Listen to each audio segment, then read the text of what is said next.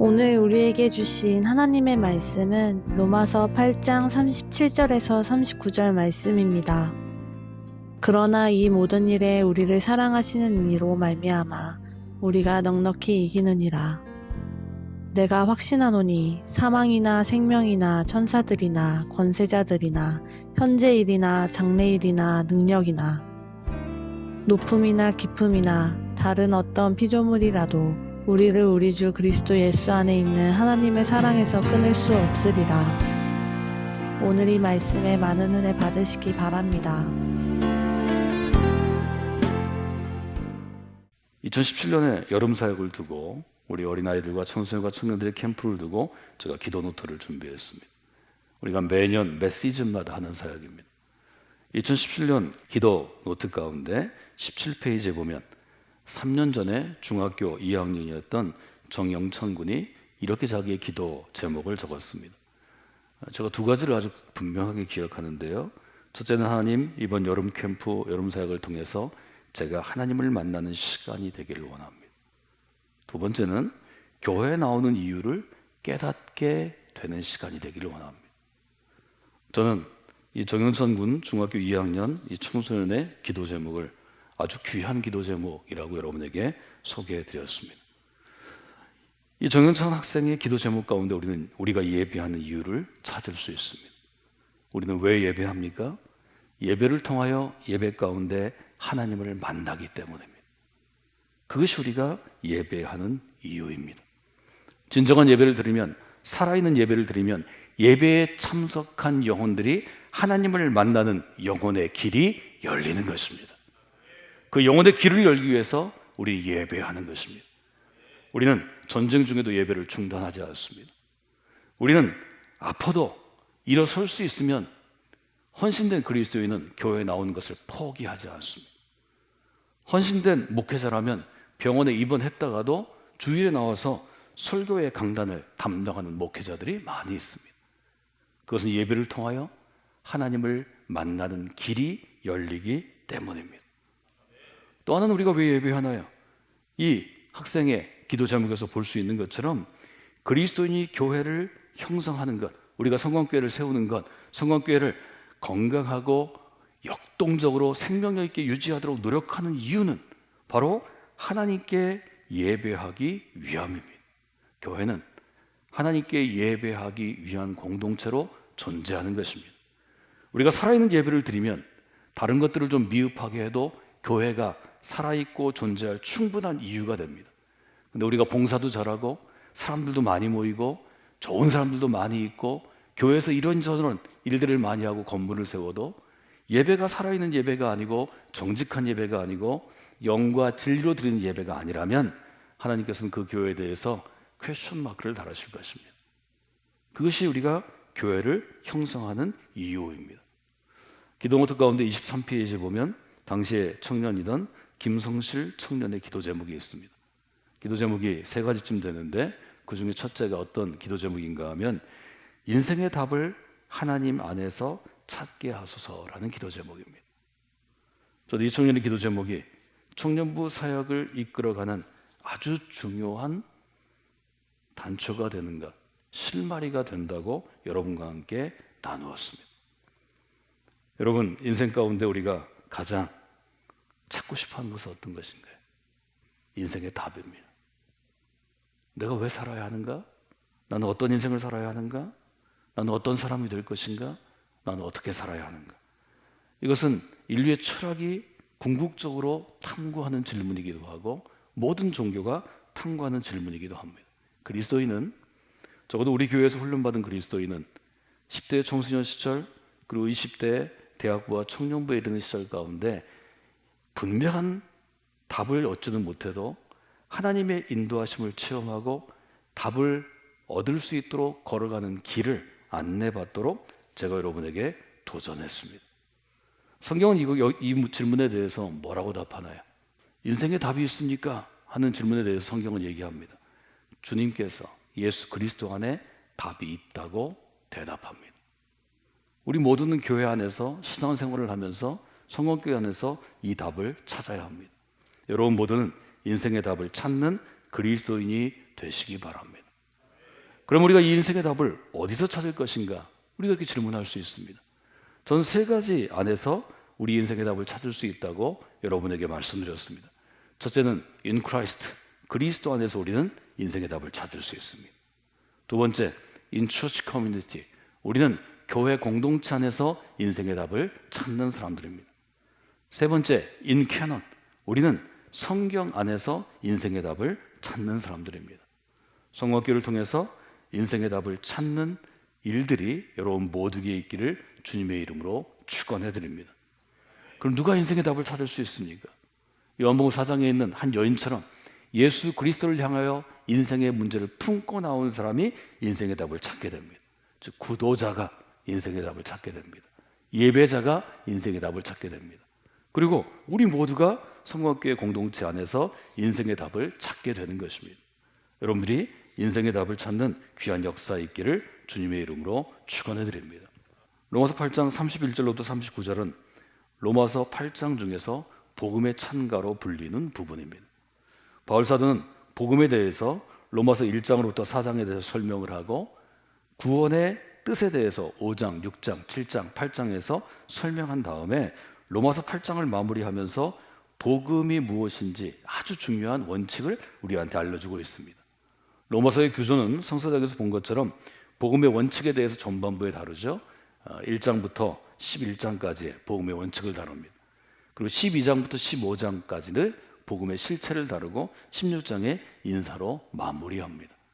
그래서 저는 여러분들이 로마서 8장에 인생의 답을 하나님께서 찾을 수 있는 이 부분을 한 번 더 여러분들이 생각하시면 좋을 것 같습니다.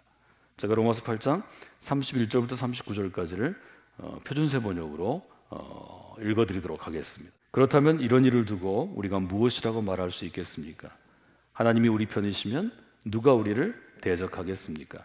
당신의 아들을 아끼지 않으시고 우리 모두를 위하여 내주신 분이 어찌 그 아들과 함께 모든 것을 우리에게 선물로 거저주지 않으시겠습니까? 하나님께서 택하신 사람들을 누가 감히 고소하겠습니까? 의롭게 하여 주시는 분이 하나님이신데 누가 감히 그들을 정죄하겠습니까? 그리스도 예수는 죽으셨을 뿐 아니라 오히려 다시 살아나셔서 하나님의 오른편에 계시며 우리를 위하여 대신 간구하여 주십니다. 누가 우리를 그리스도의 사랑에서 끊을 수 있겠습니까? 환난입니까? 곤고입니까? 핍박입니까? 굶주림입니까? 헐벗음입니까? 위협입니까? 또는 칼입니까? 성경에 기록된 바 우리는 종일 주님을 위하여 죽임을 당합니다. 우리는 도살당할 양과 같이 여김을 받았습니다. 한 것과 같습니다. 그러나 우리는 이 모든 일에서 우리를 사랑하여 주신 그분을 힘입어서 이기고도 남습니다. 나는 확신합니다. 죽음도 삶도 천사들도 권세자들도 현재일도 장래일도 능력도 높음도 깊음도 그 밖에 어떤 피조물도 우리를 우리 주 예수 그리스도 안에 있는 하나님의 사랑에서 끊을 수 없습니다. 사랑하는 여러분, 우리는 인생을 흔들린다고 표현합니다. 우리가 그리스도인이 되었지만 그리스도인을 흔들리게 하는 것들이 여러 가지 있습니다. 바울은 그리스도인을 흔들리게 하는 것, 복음을 받아들이고 구원받은 그리스도인이 되었지만 그 인생을 흔들리게 하는 것에 대해서 적어도 세 가지 요소를 지금 이 로마서 8장에서 담고 있습니다. 첫째는 의심입니다. 구원받은 그리스도인들도 의심 때문에 흔들립니다. 우리가 예수님을 믿기로 결정하고 좋은 교회 공동체, 우리 성광교회 여러분들이 등록을 하고 훈련을 받고 교제하고 신앙생활을 하고 매주 예배 드리면서도 여러분을 흔드는 것 중에 하나가 의심입니다. 이 의심은 근본적으로 어디서 오는가 하면 하나님의 사랑에 대한 의심입니다. 내가 지금 예수를 믿는다고 그리스도인이 되고 내가 교회 안에서 열심히 봉사해서 집사나 권사나 혹은 직분을 받았는데 지금 내가 뭘 잘못했어요? 그때 하나님이 나를 끝까지 사랑하실까? 하나님의 사랑에 대한 의심이 우리를 흔들리게 합니다. 이것은 우리만 갖고 있는 것이 아니고 여러분만 갖고 있는 것이 아니고 바울의 시대 가운데 열심히 있는 바울과 같은 유대인들이 갖고 있던 의문이었습니다. 바울은 그것을 율법으로 해결하려고 그랬죠. 그게 유대인들의 방식입니다. 율법을 잘 지키면 하나님의 사랑으로부터 끊어지지 않는다고 생각했습니다. 바울은 자기의 삶을 통해서 그렇지 않다는 것을 깨닫고 절망합니다. 예수 그리스도를 통해서 바울이 깨달음을 얻은 것은 은혜에 의한 구원입니다. 하나님의 은혜로 구원받는다는 것입니다. 나의 노력으로, 나의 선행으로, 내가 어떤 규칙, 율법을 잘 지킴으로 구원받는 게 아니라 하나님이 나를 사랑하셔서 구원해 주셨다는 것입니다. 이것이 신앙생활 가운데 의심이 우리를 흔들 때 우리가 흔들리지 아니하고 설 수 있는 아주 분명한 근거가 되어야 합니다. 로마서 8장 31절에 보면 분명하게 얘기하죠. 그런즉 이 일에 대해서 우리가 무슨 말을 하리요? 만일 하나님이 우리를 위하시면 누가 우리를 대적하리요? 이 부분을 현대어 번역으로는 이렇게 쓰고 있습니다. 하나님께서 우리 편이 끝까지 되어 주십니다.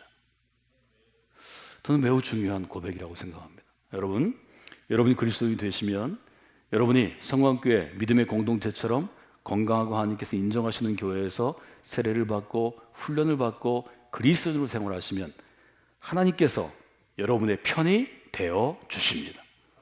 내가 하나님의 편이 되는 것이 아니고 하나님께서 우리 편이 되어 주신다고 약속하십니다. 이것이 우리의 믿음을 흔들리지 않게 하는 것입니다. 누가 여러분을 흔들 수 있습니다. 그렇게 하고도 그리스도인이 될 수 있어? 너는 부족한 그리스도인이야. 그래가지고 구원 못 받아. 그때 얘기하셔야 합니다. 하나님께서 내가 세례를 받고 그리스도로 결단한 그 순간 나의 편이 되어 주셨습니다. 어떤 것도 무엇도 나를 흔들지 못합니다. 그리고 말씀하십시오. 내 믿음을 흔드는 사단아 물러가라. 명령하실 때 하나님께서 여러분을 더욱더 견고케 세워주실 것입니다. 또 하나 우리를 흔드는 것은 죄입니다. 죄라기보다는 죄의 감정입니다. 죄의 문제입니다. 우리는 새로운 마음으로 그리스도를 받아들이고 그리스도인이 되고 세례를 받고 교회 공동체의 일원이 됐음에도 불구하고 습관적으로 죄를 짓습니다. 우리 모두가 그렇습니다. 사실 이것은 영적인 문제인데 끊임없이 우리의 마음속에 악한 존재가 우리에게 묻습니다. 이 정도 교회에서 활동하고 직분이 있고 이런데 이 정도밖에 안 돼? 여러분, 이런 질문이 있을 때 우리는 분명하게 고백할 수 있어야 합니다. 나는 부족합니다. 나는 연약합니다. 나는 오늘도 쓰러집니다. 그러나 하나님께서 나에게 죄가 없다고 선언하셨습니다. 나는 죄의 종이 아닙니다. 나는 그 순간부터 의의 종으로 살아가는 사람입니다. 이것이 바울이 로마서 5장, 6장, 7장, 8장에서 그토록 강조하는 죄로부터의 자유, 율법으로부터의 자유, 우리를 얽매이는 하나님의 진노로부터의 자유, 성령 안에서의 자유가 갖고 있는 핵심입니다. 여러분, 우리 교회 안에서 영적으로 훈련할 때 반드시 묻습니다. 형제에게 그리스도인으로서 구원의 확신이 있습니까? 평생 그리스도인으로 살아가겠습니까? 머뭇거리는 사람이 의외로 많습니다. 제가 노력하는데 매일 넘어집니다. 매일 잘못할 때가 있습니다. 여러분, 그래도 살 수 있습니다. 우리를 구원하신 근거는 내가 조금 노력해서 뭘 잘한다든지 내가 죄를 덜 짓는 게 아닙니다. 우리 구원의 근거는 하나님 자신이십니다. 하나님께서 우리를 택하시고 의롭다고 인정해 주셨습니다. 우리 이 점을 매일 고백해야 합니다. 이거 신앙의 고백입니다. 로마서 8장 33절에 보면 이렇게 되어 있죠. 누가 능히 하나님이 택하신 사람들을 송사할 수 있습니까? 정죄할 수 있습니까? 현대어 번역은 이렇게 번역하죠. 누가 감히 하나님께서 택하신 사람들을 고소할 수 있습니까? 여러분, 잊지 마십시오. 죄의 문제가 우리의 구원을 흔들 수 없습니다. 우리가 부족하고 연약해도 하나님께서 한번 우리를 하나님의 자녀라고 그리스도인이라고 명해 주시면, 세례를 받고 우리가 새로운 존재가 되면 죄는 우리를 넘어뜨릴 수 없습니다. 십자가의 그리스도께서 죄의 세력에 대해서 영원히 승리하셨기 때문입니다. 세 번째로 우리의 구원을 흔드는 것이 어떤 것인데? 시험입니다. 로마서 8장 35절 30절에 얘기하죠. 바울의 시대에도 예수님을 좀 잘 믿던 사람들이 넘어졌습니다. 첫째는 환난입니다. 환난은 단어를 찾아 들어가면 로마 시대 곡식을 타작하는 타작계를 의미합니다. 여러분, 우리가 먹는 쌀, 우리가 먹는 밀 어떻게 하죠? 도리깨 같은 몽둥이가 곡식을 쳐서 곡식의 껍데기가 벗겨지는 것입니다. 환난은 그런 것입니다. 몽둥이가 나를 때리는 것 같은 고통입니다. 두 번째는 곤고함입니다. 곤고는 어떤 것인가요? 움직일 수 없이 답답한 어떤 정신적인 어려움입니다. 핍박은 정치적으로 이데올로기를 통해서 세력을 통해서 박해를 받는 것입니다. 기근은 이런 어려움이 있을 때 우리가 생필품 사재기 하는 것처럼 굶주리는 것입니다. 적신은 헐벗는 것입니다. 이미 바울의 시대에도 많은 그리스도인들이 이 시험 혹은 시련, 좀 더 쉽게 얘기하면 고통과 어려움 때문에 그리스도인됨을 포기하는 사람들이 많았습니다. 여러분, 그런 것입니다. 세상에서 우리가 겪는 시험이 우리의 구원을 흔들 수 있습니다. 오늘 전 여러분들이 로마서 8장 37절을 암송하시기를 원합니다. 그러나 이 모든 일에 우리를 사랑하시는 이로 말미암아 우리가 넉넉히 이기느니라. 여기에 핵심이 있습니다. 바울 사도는 내가 갖고 있는 힘으로, 우리 힘으로 이긴다고 말하지 않습니다. 내가 노력해서, 내가 훈련해서, 내가 하나님께 헌신함으로 받은 나의 믿음으로, 우리의 믿음으로 이긴다고 이야기하지 않습니다. 시험을 이길 수 있는 것, 시련을 이길 수 있는 것, 환난이나 곤고함이나 핍박이나 기근이나 적신을 이길 수 있는 것은 예수 그리스도를 힘입을 때 가능한 것입니다. 여러분, 이 위기, 이것이 교회의 노력, 어느 특별한 하나님의 은혜를 크게 받은 어떤 영적인 리더의 노력으로 이길 수 있는 것이 아닙니다. 예수 그리스도를 힘입어 이긴다고 우리는 선언해야 합니다. 우리를 사랑하시는 분으로 말미암아 우리는 넉넉히 이길 수 있는 것입니다. 여러분들 그런 분들이 되시기를 주님의 이름으로 축원해 드립니다. 여러분이 두 가지를 적용하시면서 이 어려움을 이기시기를 원합니다. 어려울수록, 힘들수록 하나님의 품 안으로 뛰어들어야 합니다. 여러분, 그리스도인은 이렇게 사는 것입니다. 어려울수록, 힘들수록 하나님의 품 안으로 더욱더 가까이 하나님의 품 안으로 뛰어드는 것입니다. 그리하면 하나님께서 여러분의 인생을 인도해 주십니다.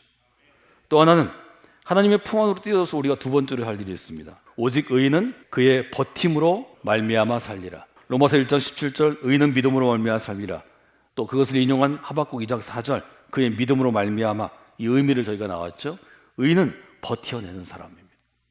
의인은 이 어려움이 있을 때 버텨내면 언젠가는 하나님께서 승리케 하시고 이기게 하시는 것입니다. 하나님의 사람은 버팀으로 사는 것입니다. 이 버팀은 견고하다, 그런 뜻을 갖고 있습니다. 성공교회 믿음 있는 그리스도인들이 이 한 주간을 믿음으로 강하게 버텨내는 분들이 되시기를 원합니다. 어려울 때, 힘들 때 하나님의 품 안으로 뛰어드는 분들이 되시기를 원합니다.